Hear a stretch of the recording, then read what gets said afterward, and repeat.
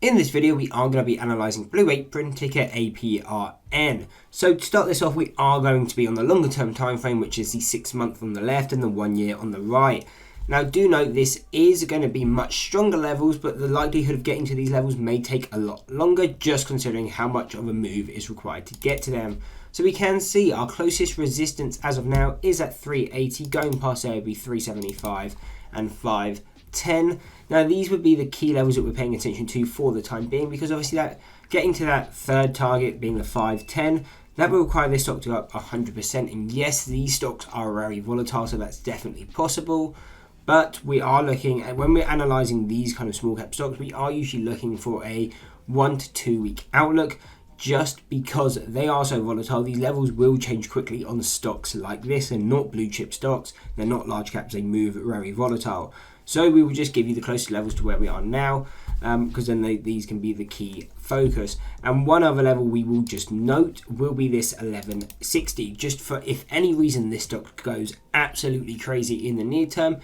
You know, if you're above 1160, this stock is very overbought. It is a good shorting opportunity, or should be a good shorting opportunity, because if we're above this level, we are expecting a harsh pullback. So these would be the key upside targets that we're paying attention to, at least on the longer term charts. Shortly we will go over the shorter term charts as well.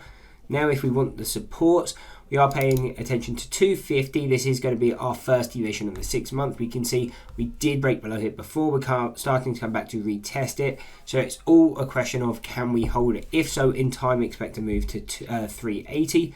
If not, expect a continuation down, and we would expect a move down to around $1.15.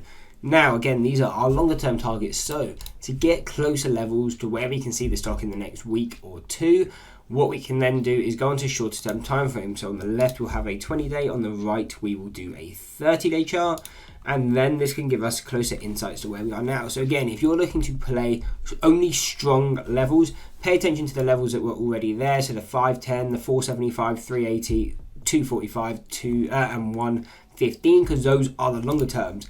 Now if you're happy to kind of day trade this, you don't need the stronger levels, or you're just looking to kind of scalp it, or you've got the tight stops, then you can also pay attention to these levels. They will provide more trading opportunities, but again, obviously because it is a shorter time frame, the probability of them working out is always going to be a bit less.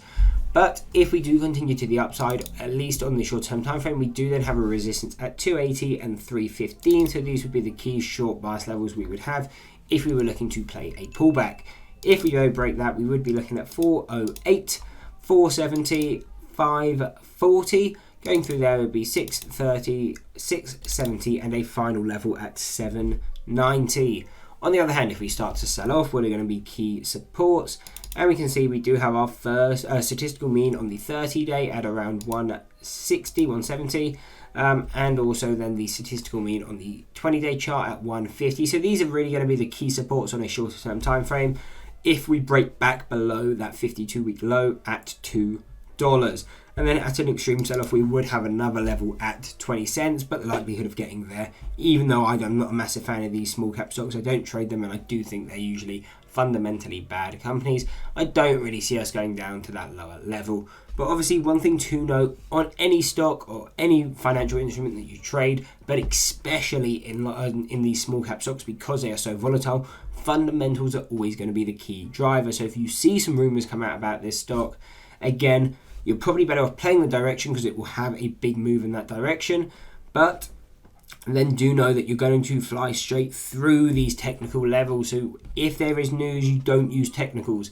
As soon as you see the volume start to decrease, and then you see the stock become a lot more steady, then you can look to play back to the technicals, and you can use those as maybe finding your entry from where you are now and looking to play your target. But what do we mean by waiting for the news to calm? And really down here is a key example. You saw the volume get so high. I mean, did 7 million shares in an hour here. And then you start to see it fade back down to its kind of more average of around 1.5 million. Once you see that, then you know the stock has calmed down a bit, and that's when you can go back to the technicals, because they will go back to being a lot more accurate. And that's what I mean by waiting for volatility to kind of subside, or at least volume to calm down before trading the technicals. When volume is high, it's easy just to play direction because more than likely it's going to carry on in that direction. Anyway, I hope you enjoyed the video. If you did, why not drop a like and subscribe and check out one of these 2 analysis videos.